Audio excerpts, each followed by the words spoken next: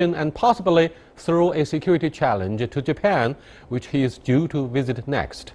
The visit promises to end years of estrangement between Beijing and Manila, but elevating China as a security partner at the expense of ties with Washington could also weaken the security relationship Japan relies on. So what positive outcomes can we expect from this visit? And what will be the ripple effects it will cause throughout the region?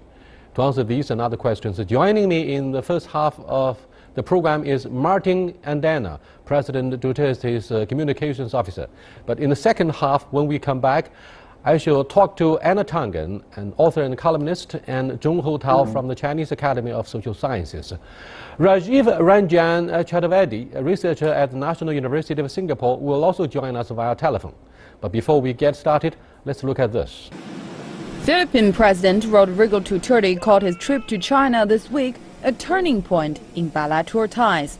Well, in one word, I would say it's a defining moment of my presidency. To open frontiers of friendship and cooperation, enhancement of an old relationship between our two countries. What I want to say is that China also attaches great importance to this visit. We are ready to show our friendship to the Philippine people. We also will reach out for cooperation. We believe President Duterte's visit will be successful. It will not only restore our bilateral relationship, but also create a better future for collaboration. Based on the makeup of his delegation, it seems like economic cooperation is on top of his agenda. He's coming with at least 200 members of business elite to pave the way for what he calls a new commercial alliance. Among the areas expected to be of high priority are financing for Philippine businesses, farm exports, major infrastructure investment, and tourism. China is the Philippines' important export destination. Maybe I can sign a treaty somewhere. Partnerships in the enhancement of the agriculture. Now, if it is, if you find it in your heart to give it to us also, we'll be thankful. The only hope of the Philippines economically, I'd be frank with you, is China. The Philippine president said his country is used to being limited by its Western allies when it comes to foreign affairs, but it's going to seek what is best for his country in diplomacy. And improving relations with China is an important step towards that. Welcome to Dialogue, sir. Thank you so much for having me, Young Ray. First of all, I'd like to have your assessment about the general relationship between Manila and Beijing. Since President Duterte came into power last June 30 and swore in as the president of the Philippines, the foreign policy has changed from then on. Now our country is treading independent foreign policy, and one of which is to open its doors to more countries for investments. And these countries may not be the countries that are favorable for the Western world. And that's one. That's China, there's Russia, and other countries as well are open to invest in the Philippines and establish strong bilateral ties. A foreign policy of independence. What does that mean? An independent foreign policy means that a country is determining its own policy in running its foreign affairs. It means a country is independent from all of the influences coming from the left and the right, from the east, from the west. It means that a country is serving the national interest and the interest of the entire population, but not the interest of former colonial masters. Everybody would believe that President Duterte would definitely raise the issue of the South China Sea. However, your Foreign Secretary, Mr. Prefecto Yasai, said on Monday that President Duterte would not raise the Philippines' claim in the South China Sea in his bilateral meeting with the Chinese President Xi Jinping. What's going to happen between the two heads of state? President Duterte has time and again reiterated that he will take it in a soft landing manner when it comes to the West Philippine Sea or the South China Sea. There are more issues and there are more concerns that should be raised, and there are more opportunities lying ahead that should be taken into consideration when it comes to bilateral ties between one country to the other. And our president would like to explore the other options and the other opportunities that lie in the table of a bilateral relationship. Ahead of former President Aquino III, bilateral relationships had been very good, and the ties reached its historical high during the administration of Arroyo. And allegedly, due to domestic politics, the bilateral ties between Manila and Beijing seem to have been held hostage by partisan wrangling inside Manila. Do you think this will quickly change? Because President Duterte says that he would do whatever he can to quickly restore the mutual trust and bilateral relationship. Young Ray, the reality is China is the second largest economy in the world, and we are situated in a location that is just a stone's throw away from China.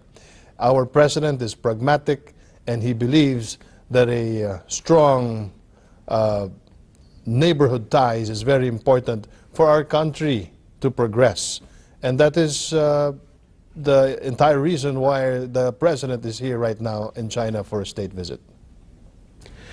But lurking behind the scenario is the United States, which allegedly engineered the whole event about the July the 12th ruling, which was obviously not in favor of China. And some in your country warned President Duterte that he should not give up too much, otherwise he would face the danger of being impeached. Now, are you clearly aware of the vicissitudes and the challenges lying ahead for President Duterte? President Duterte already said, yes, he could be impeached. But then again, we are not severing our ties from our relationships with the Western world. And we are also not dropping the decision of the Permanent Court of Arbitration. What we are only saying is that we are opening our doors to more possibilities of strengthening our relationship with other countries, just like China. Let's come back to examine some of the specific issues in such areas like infrastructure, where remarkable progress is likely to be made between the two sides, and China stands ready to help. Also, the imminent issue for President Duterte on his political agenda after taking the highest office in your country is how to fight drug trafficking and drug addicts. What can China do to assist the new administration in tackling this issue of the greatest concern? Thank you for asking me that question. Right from the onset, China's already been there. China already offered to build rehabilitation centers, and there is one already that is being built and is about to be finished.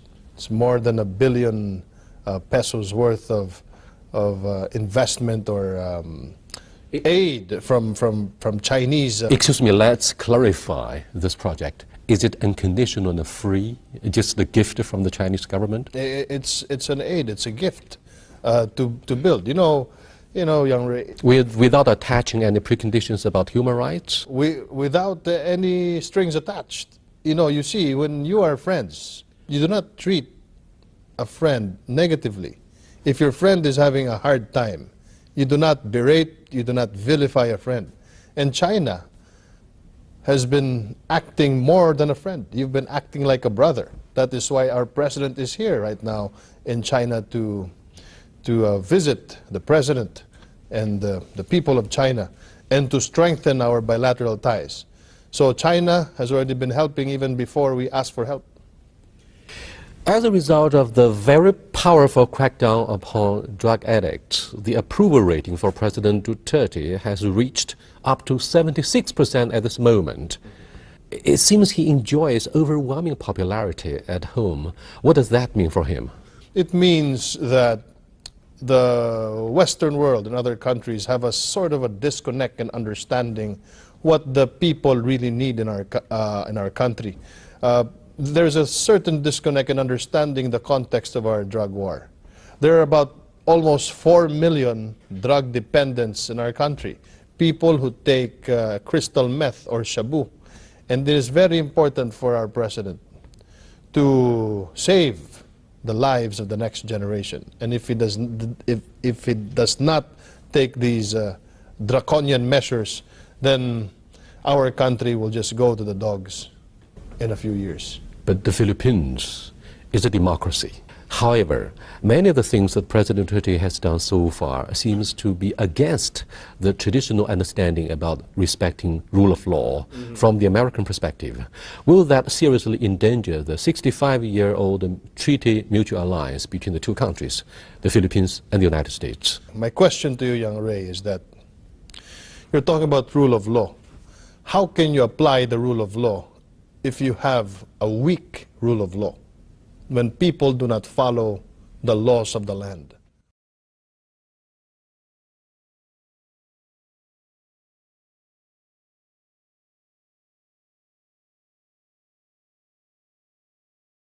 What makes this fruta real na real? Lasam na lasam. When people do not follow the laws of the land, when narco-politics is already abound, what do? And which problem do you solve? Do you solve the problem of the thousands of drug lords? Or do you solve the problem of the 4 million drug addicts? Not counting the members of the families who are affected by the drug menace. Let's take a closer look at President Duterte himself. We would love to know more about his charisma and popularity. Why does he come across as such a tough guy down the history of the Philippines? And we would like to know more about why he has risen to such a point of prominence at such a critical moment of history. Because President Duterte understands the need and the needs of the people in the Philippines. Because President Duterte is the only person who was able to use the local powers in order for law and order to be present in a city. Because he's the only mayor who was able to lift a city that is in the middle of insurgency from one of the most infamous cities for murders and insurgency to a vibrant city, peaceful, and a very safe city for the entire country, for the entire Davao. And people saw through it, that we need a person who can implement the rule of law, who can give peace and order in the land, a president who understands the left, the CPP, NPA, NDF, and the moral rebels, and the president also who has compassion for the poor and who understands the needs of the poor by implementing these poverty alleviation programs. Last question. Next year, the Philippines will assume the rotating presidency of ASEAN, one of the most successful regional blocs. Given the current discrepancies and disputes within and between member states of this 10-member bloc, how would Manila exercise effective leadership in putting them together and building consensus? President Duterte has already started his rounds around ASEAN. The president went to Laos to accept the chairmanship of ASEAN 2017, and then he proceeded to Jakarta, then after that Vietnam, and just recently in Brunei, and now in China. And that only means that the president is also getting a feel of the other state leaders. It is very important for me to say this, Young Ray, that the momentum of President Duterte's long march for the country's relevance in the international stage is unstoppable. And there's no stopping our president from opening our doors to China and to the other countries who are interested in working with us for a better region and for a better future for our country. Thank you very much for the rosy picture and the point of no return. Thank you. I do appreciate it. Thank you so much. Thanks a lot.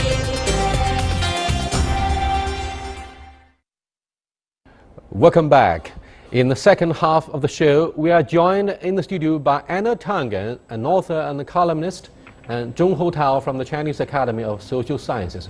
We shall also cross over to Rajiv Ranjan Chaturvedi, a researcher at the National University of Singapore, via telephone. Welcome to our discussion here. I've been able to talk to communications officer of President Duterte in the first half. He said a lot of nice things about this state visit, the first of its kind since Aquino III brought his presidency to an end through the election. Now, first of all, Duterte's visit came on the heels of a not very good relationship, I would say a stormy relationship with Manila, exacerbated in part by the previous administration taking China to the arbitration in The Hague over the South China Sea. How do you estimate the impact of this relationship, particularly after the state visit? I think this great visit will bring a great momentum to the China and Philippine relationship from both political and economic and people-to-people exchange. President Duterte is coming to our country, and I think maybe in future President Xi Jinping will also visit Philippines. As for economic aspect, I think the two sides will cooperate quite strongly in future, especially maybe Chinese mainland.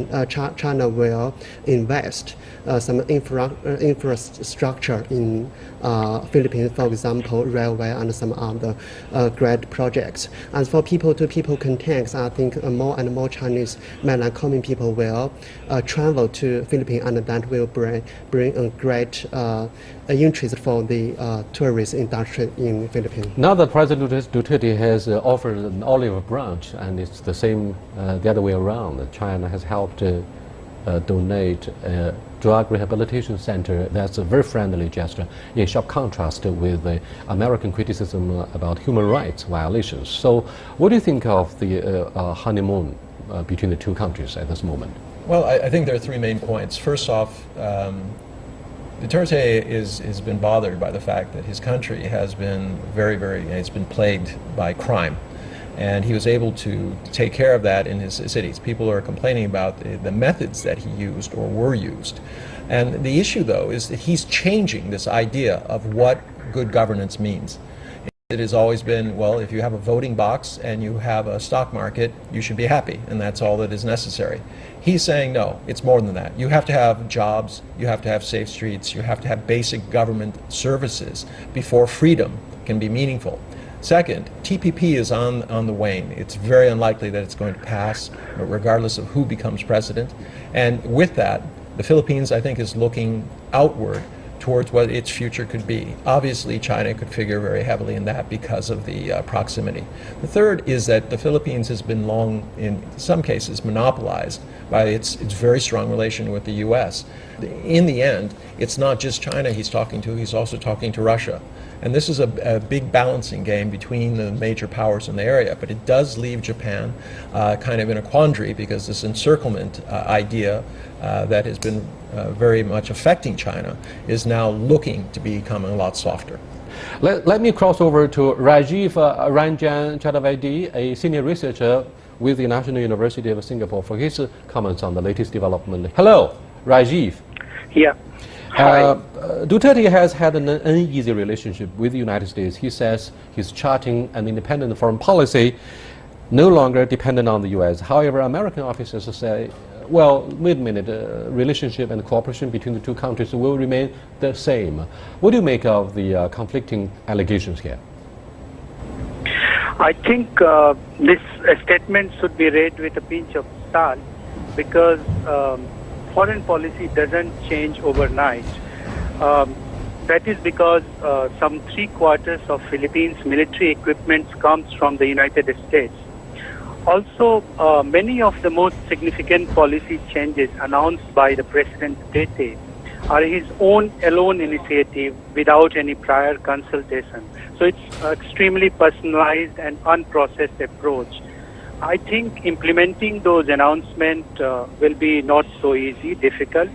So I don't see that his approach to improve relationship with China will be seen in a zero-sum game. It's win-win situation approach should we take, where there will be some changes in relationship with the U.S., but simultaneously he is also extending, as you rightly mentioned, olive branch to China to strengthen the relationship. Thank you very much. That's Rajiv, a senior researcher with the National University of Singapore. Welcome back to the studio discussion here. Anna, this scholar from Singapore says what President Duterte said actually only represents his personal opinions without the prior consultation with the think tank or his policy advisors. What do you think of this observation from Singapore, one important player in ASEAN? Well, I think there are practical considerations in terms of military equipment. But if you start looking at the economics, the fact is the economics are going to be pushing the situation, and the Philippines is in dire need of investment, and it has not been coming in the kind of quantity that is necessary for the Philippines to go forward.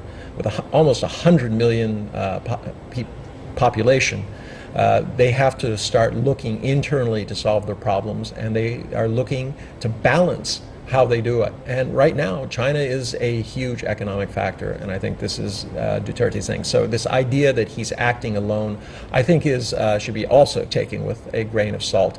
He represents a very, very strong popular opinion that the Philippines needs to be providing for the Philippines itself. Giving the powerful effect on the current war on drugs and crimes in the streets of Philippines, his approval rating stands at 75% at this moment. Now, given this mandate in his hands, do you think he will greatly improve relationship with the PRC to the dismay of Washington? For example, China has given Manila a drug rehabilitation center unconditionally. Will that pave the way and lay the groundwork?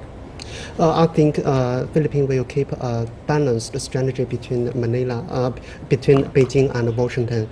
As for economic aspect, the Philippines will try to set a good relationship with China, and maybe that will do a great favor or do great goods for the Philippine economic growth. As for military aspect, Philippines will continue to consolidate its allies with Washington. I think that in two hands strategy. Let's listen to what President Duterte says at the press conference. Let's listen to his soundbite.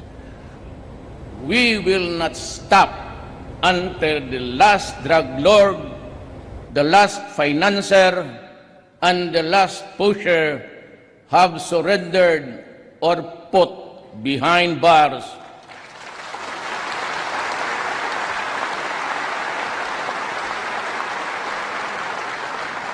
Or below the ground, if they so wish.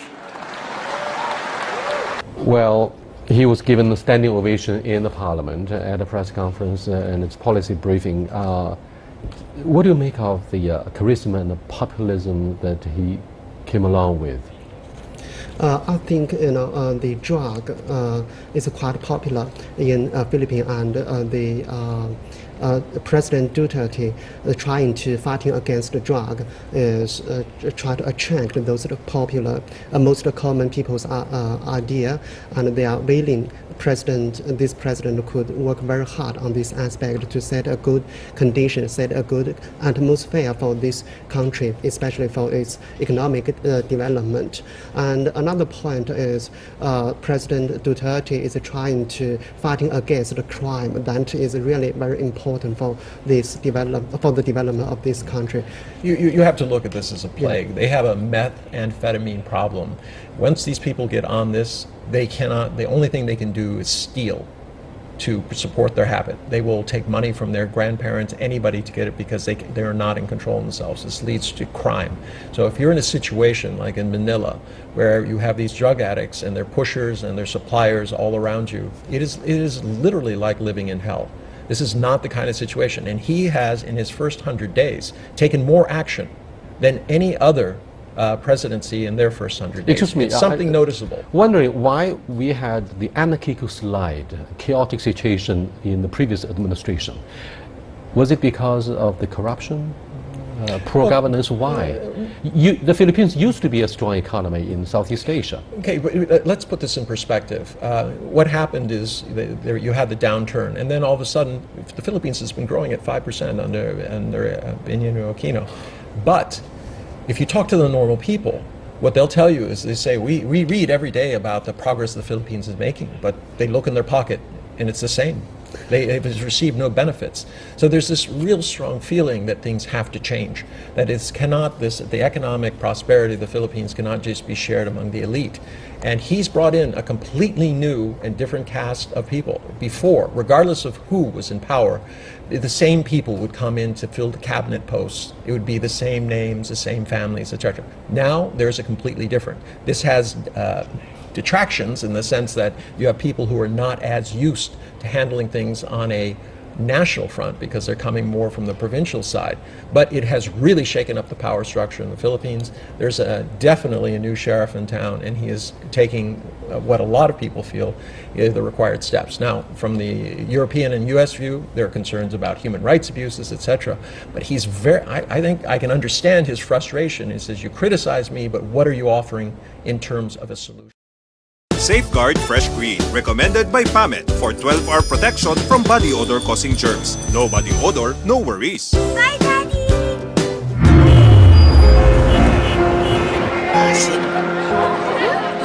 Umaga pa lang, pero amoy-uwian ka na. Dahil yan sa body odor-causing germs na mas mabilis dumami kesa sa hand germs. Hindi ito kaya ng beauty soap lang. Kailangan protektado ka maghapon. Choose Safeguard Fresh Green, recommended by PAMET for 12-hour protection from body odor-causing germs. Para fresh ka pa rin hanggang uwian. Safeguard Fresh Green. No body odor, no worries. He says, you criticize me, but what are you offering in terms of a solution? Up next, let's listen to yet another soundbite by this president. So I'm serving notice now to the Americans and to those who rally. I will maintain the military alliance because there is an RPUS pact which our country signed in the early 50s. But I will establish new alliances for trade and commerce. And you are scheduled to hold war games again, which China does not want. I would serve notice to you now that this will be the last military exercise. Jointly, Philippines, US, the last one. I'm not sure if this will be the last military exercise jointly between the two countries. How will the change to military relationship impact on the U.S. strategy in the Asia-Pacific hotel? The United States is trying to plan the so-called pivot to Asia strategy, and the Philippines is a very great, important chess piece in this strategy. If the Philippines do not cooperate very well with the United States, then the United States could not well implement the so-called rebalancing strategy. And the most important one is if Philippines refuses the United States to implement the P-8 spy plan in Philippines, then maybe United States will not able to spy the South China Sea. We have Guam. It's not a problem. And we can use bases in Japan for that. I think the real issue here is that he's taking away the irritant for China. But the fact is, under Aquino, there was an agreement to open up 5 bases where the U.S. military can actively train, store, and use. So he has not addressed that. So what I think he's doing is, as he said, he's balancing. He's saying, yes, we still have our military alliances, but I am free to pursue the economic benefits that the Philippines needs. The last question is, President Duterte has made it very clear that he will not raise the issue of July the 12th arbitration, the ruling. Is he serious? I mean, what does that mean for the current state visit?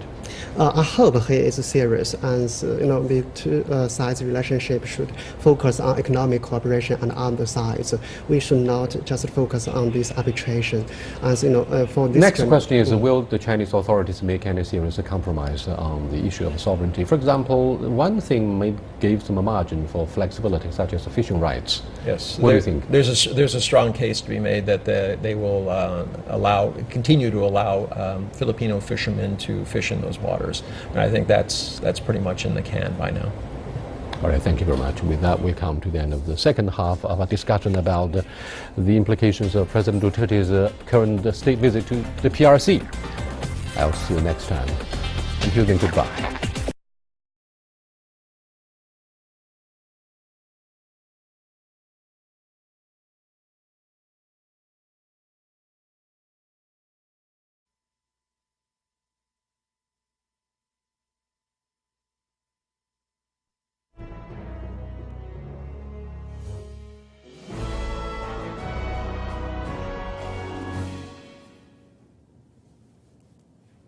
Hello, everybody, and thank you for tuning in to the Liberty Report. With me today is Daniel McAdams. Daniel, good to see you. Good morning, Dr. Paul. Good.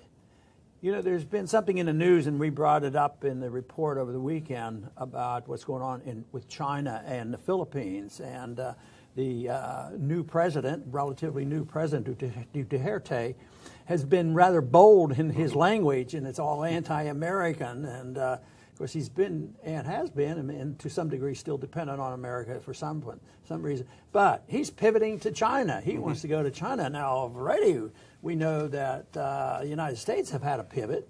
Obama's been very clear. I'm pivoting to Asia. I guess he's getting tired of the Middle East and all this. But he wants to pivot and concentrate and sends naval vessels over there to the South China Sea as if we're going to have a great World War II naval battle, going on. But we need to talk a little bit about the significance of this. It can't be ignored. In one sense, I don't think this is about ready to break out into a naval war or a lot of troops moving, but it could be very, very serious for international relations. We have a treaty, of course, with the Philippines and so many other countries, bilateral.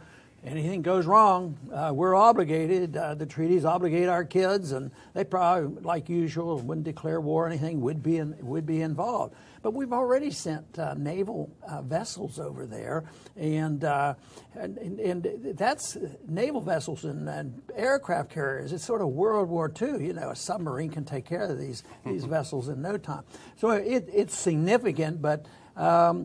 I want to talk a little bit about what really is going on here. Why did this just happen, or has it been smoldering there and we just all of a sudden had the president of the Philippines, go to China, and he's been in our face, so to speak, and in the president's face. He has said very vulgar and unkind things to our president. He has no right to insult our president. We have a right to do that, but he's not allowed to do it.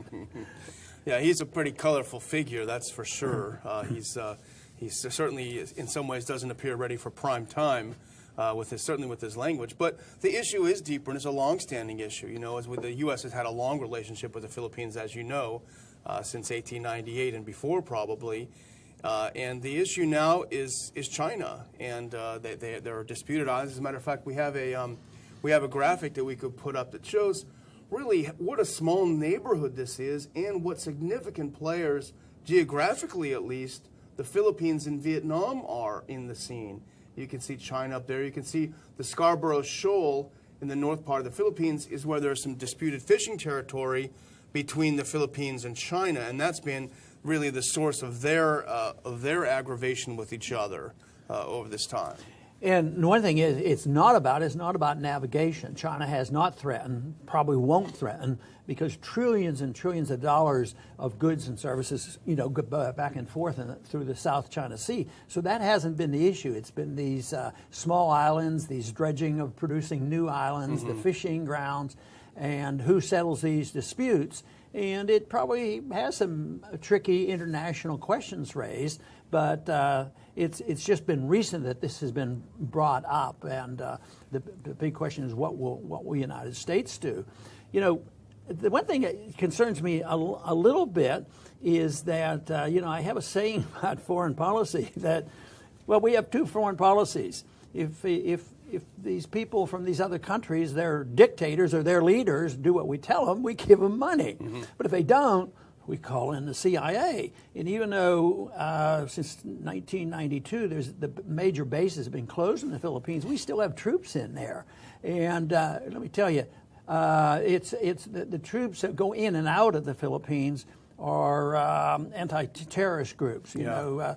And they also, believe me, they have CIA agents there. So maybe in reality, it's sad that these countries should be thinking about where are the CIA agents and what could happen. You know, it's not unusual throughout history for us to become annoyed. My guess is, though, that's not likely to happen. I wouldn't predict that our CIA is going to get involved and leadership is going to change.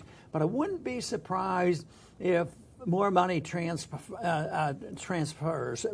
money from the American taxpayers who don't have it, and sent over to dictators over there that won't help the poor people in the Philippines. That is one of the things that could happen from this squabble that's going on. Yeah, and the whole origin is just, it sort of blew up a few days ago when Duterte was in China, and he announced pretty vociferously that I've had it with the U.S., I'm pivoting toward China, I want to trade with you more, I want economic ties. And he had to walk back the statement a few days later when he got home. And he said, I'm not talking about severing diplomatic relations, but he made a good point. I'm talking about us being so caught up in U.S. foreign policy to our disadvantage. I'm paraphrasing what he said, but he makes a good point. The U.S. interest in the South China Sea is not necessarily the interest of the Philippines. The U.S. is interested in projecting power, controlling the region, controlling Asia. That's the whole reason we got involved in the Philippines in the first place. The Philippines just want to fish for some fish off of their coast. Right, and there's reports that if you just go and talk to a lot of Filipinos, the average man on the street is not necessarily anti-American. I'm sure there's a lot of mixed feelings because we have a president there that's, comes across as being very anti-American. But I found it interesting that not only did he say, I'm giving up, I'm through with the United States, I'm going to China. He went to China, but he also throws in, I'll go to Putin too if I need some help. And that of course, could be, significant. He may, seriously think that. In a way, it could be, just the emphasis on the fact that when America loses its influence and the dollar continues to slip away as the reserve currency, that here we have China, and maybe the Philippines think that, maybe China and Russia and India will have another reserve currency that will, challenge the dollar. You say, well, it still doesn't make much sense because he should be our friend and China's friend.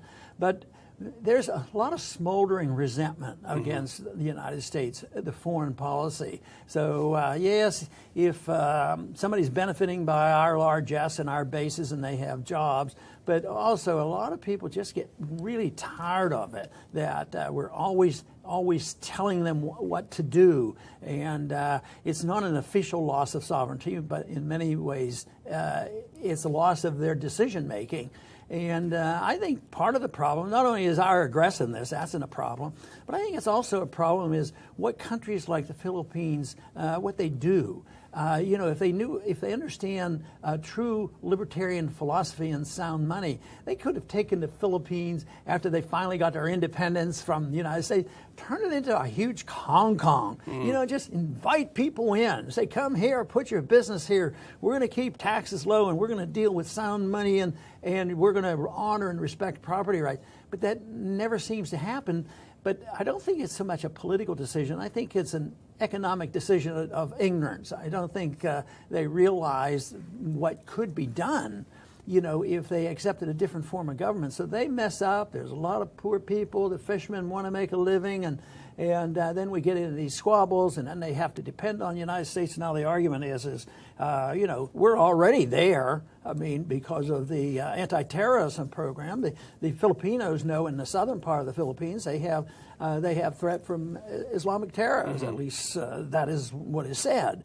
So there's a motivation there to probably hang on to ties with the United States.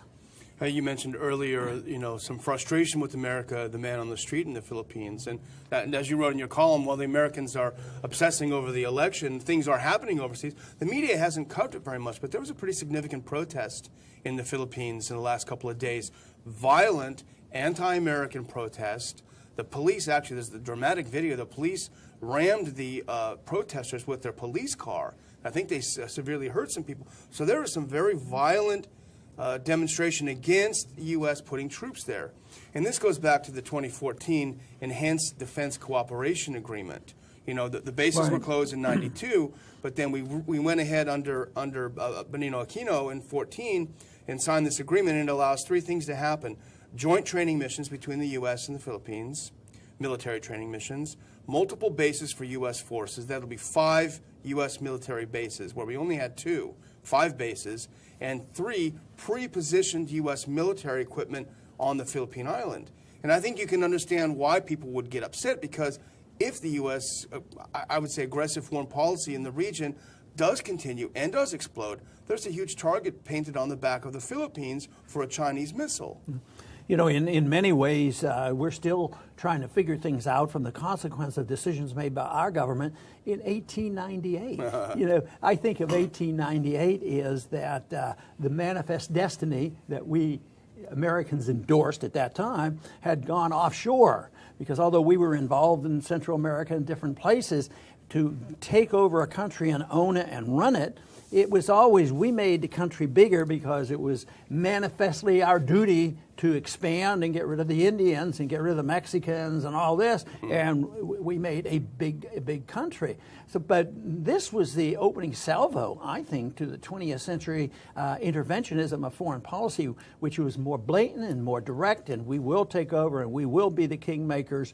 And here we are, you know, 100 years plus since then, and we're still trying to figure this out. What should the relationship be? And it just seems so strange that people can't say, well, maybe we should have a completely different relationship. That's why I certainly I agree that we don't need this bilateral agreement. I think they're all very, very dangerous. You know, I think we should defend this country and be strong and powerful.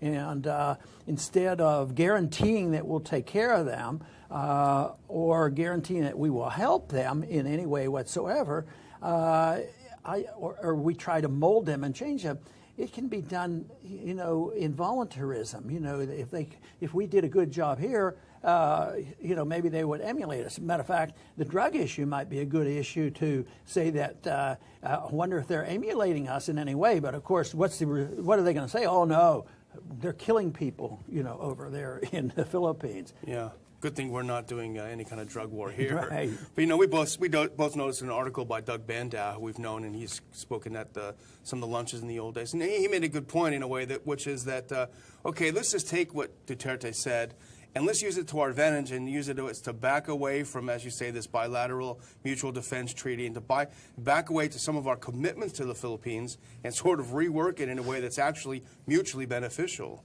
Well, that would be good, but that's so logical. I'm not expecting that to happen. But it'll be interesting to see, I think, how the media treats this, or whether they ever talk about it. Maybe they won't talk about it, and there won't be any shouting between the Philippines and our president that after the campaign's over, they might not even bring this up. But obviously, it's smoldering. It is there. We talked about the South China Sea several times already, thinking that our policy there of immediately sending ships over there. So that in itself, must aggravate a lot of people. Oh, the Americans are coming. The Americans are coming. Look at this aircraft carrier, and we better do what they tell us, or they might shoot us all, and start bombing us. Yeah, I think this caught Washington off guard when he said this in China. I think that may be enough to put a price on his head.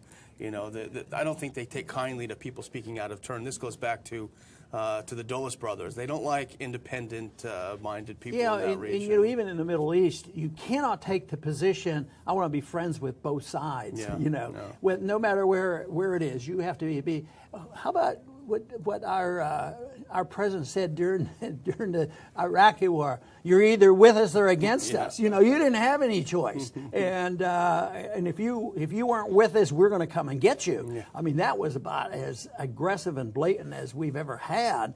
And I don't think foreigners forget about that attitude. So attitudes are pretty darn important. The way we throw our weight around and then have bad policies, and who knows where this is going to lead to. Doug makes a good point just in closing. He kind of a good quip. He said that America collects allies like other people collect Facebook friends. You know? That's not a good foreign policy. There you go.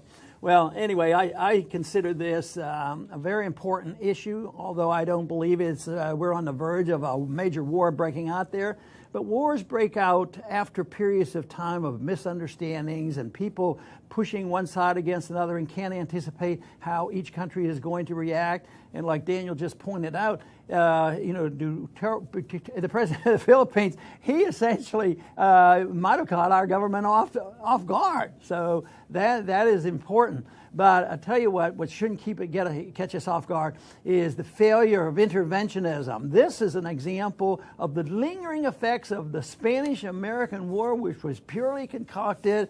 And at the time, you know, we were expanding our empire. The initial big phase, China at the time, Hawaii at the time, Puerto Rico, Philippines, all of this, and we're still living with this, so it's not going to go away very soon. I think it's time that we really consider, you know, non-interventionism as a foreign policy.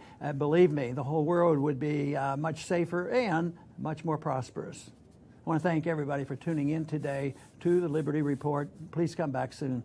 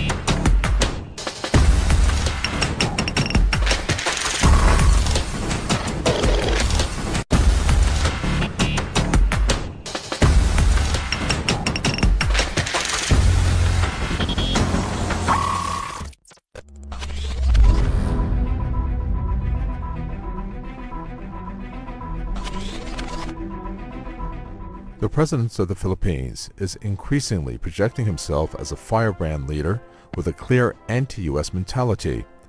Rodrigo Duterte was on a state visit to China over the past few days. In what was perceived as a shock to many observers, he told his Chinese host that Manila has decided to separate from the United States.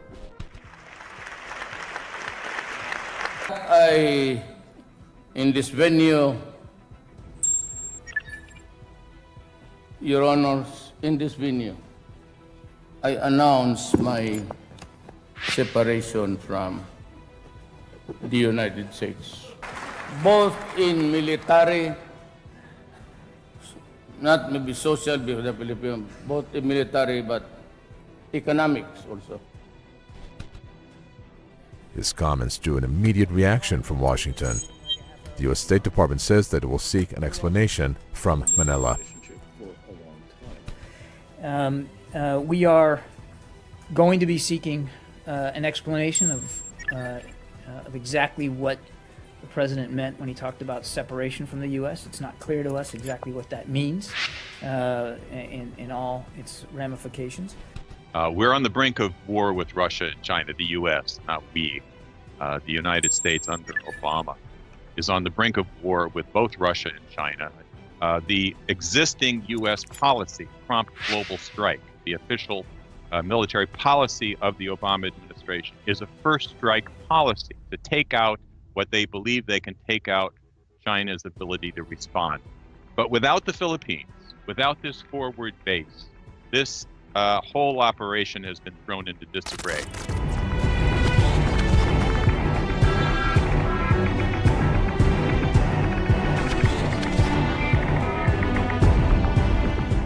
President Duterte's comments appear to have caused confusion both at home and abroad towards the Philippines' foreign policy.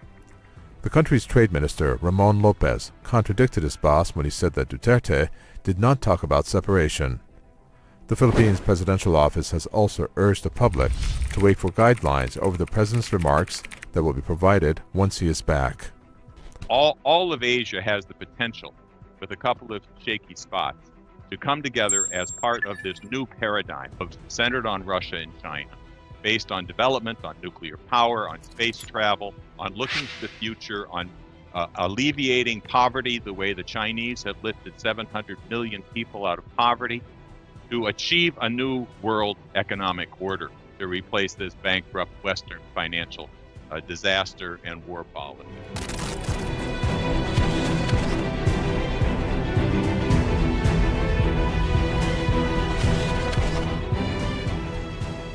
While nobody is expecting a reversal in positions, what is clear now is that Duterte, as himself has put it, is set to realign the Philippines with China and Russia. And that could literally put an end to an alliance that his country had been building with the U.S. for over 70 years. If his comments are carried out, then there will not be a defense pact with the U.S.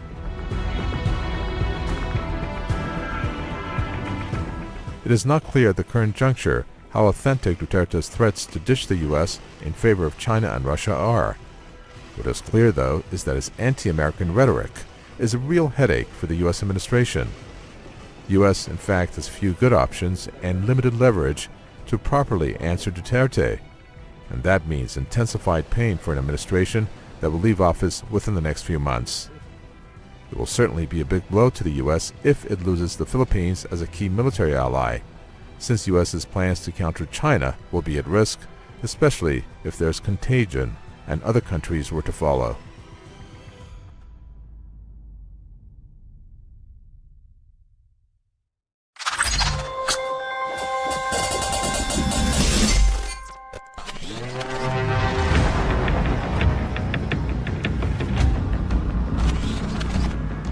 The US is going to be militarily involved around the world for decades to come. That's according to David Goldfein, a United States Air Force Army general. We've been deploying now for 15 years, Chief of Staff General David Goldfein said. We've probably got 15, 20 years to go. Clearly, the US is going to send more troops and warplanes around the world for the coming years. The reasons? The US war against ISIL in the Middle East, a resurgent Russia, as Washington likes to put it, and China's military activity in the South China Sea, just to name a few.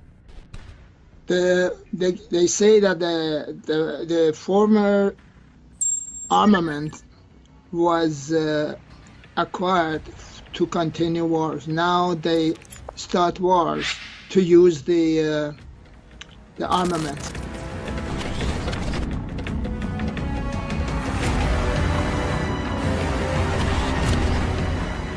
The United States has been engaged in wars and invasions since 2001. The American military-industrial complex is essentially going to be problematic for all peoples who share this planet. Washington and its allies launched a war against Afghanistan following the 9/11 attacks. 16 years later, they're still there. Then came Iraq. Years later, the country is still in chaos. Syria, Libya, and Yemen are also on the list. And the US never stops its military threats against Iran. The Project for New American Century creates the illusion that the US can get involved in multiple fronts of war simultaneously with success, because there is no challenge to it.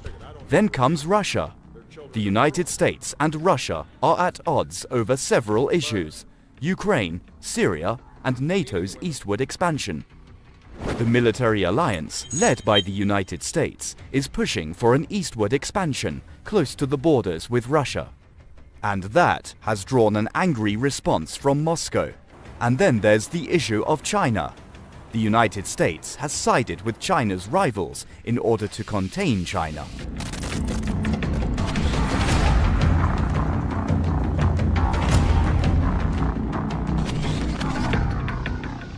Washington's wars and military adventures are going to generate a lot of money for the arms industry.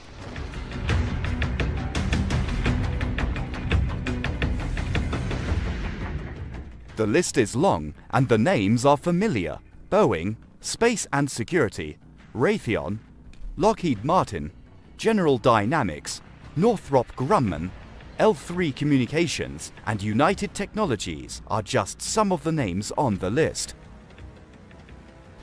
The American military-industrial complex, of course, has been very active in many administrations for many years. In the councils of government, we must guard against the acquisition of unwarranted influence, whether sought or unsought, by the military-industrial complex. The potential for the disastrous rise of misplaced power exists and will persist. We must never let the weight of this combination endanger our liberties or democratic processes. Clearly, the military-industrial complex is part and parcel of US foreign policy.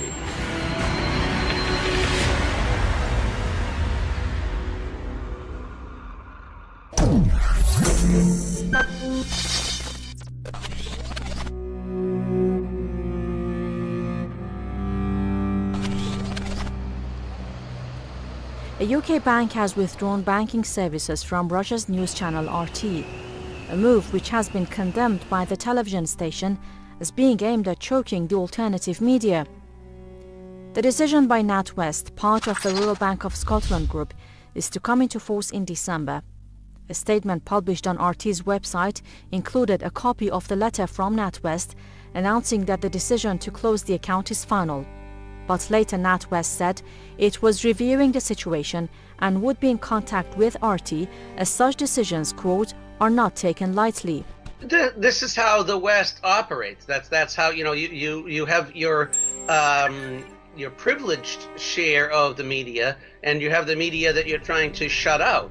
And not only are they funding and coordinating this gathering of media images from Syria and around the world, but they are also acting as conduits for, you know, things such as the Syrian Observatory for Human Rights, for this the white helmets, and all of these questionable NGO type organizations that serve their own interests.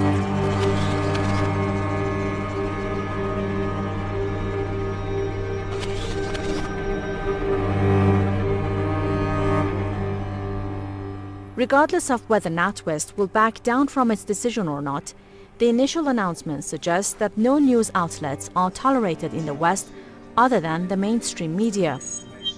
For many, the announced closure of RT's account is reminiscent of similar pressures on Press TV a few years ago. Upon being launched in 2008, the English-speaking Iranian channel said its aim was to end the Western mainstream media's stranglehold on news coverage. British journalist Roshan Mohammed Saleh, who has also faced pressure from the UK government for working for Press TV, describes RT's plight as being like déjà vu. He says, quote, RT compared to the UK political propaganda machine is just a small voice in the British media landscape, and Press TV was a small voice. So to attack it in this way is completely needless, and it will backfire, and it just portrays the British state going against its own values, such as freedom of speech. Choking the media or kind of like squeezing out alternative points of view is always the game plan here. You know, this is what happened to Press TV in Britain.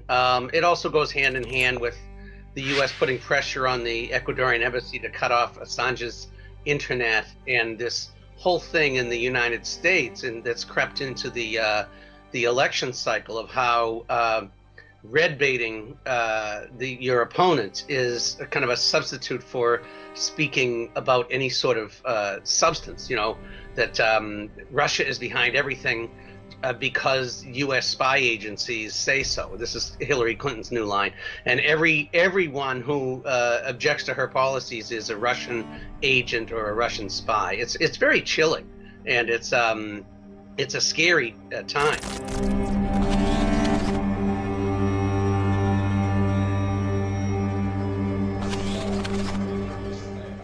RT has been accused of being a mouthpiece of the Russian government, which is involved in Syria's war on terror.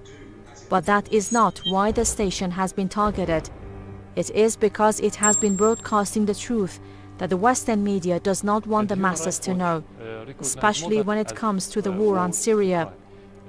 And in a case of media manipulation, the West has financed what's called AMC, Aleppo Media Center.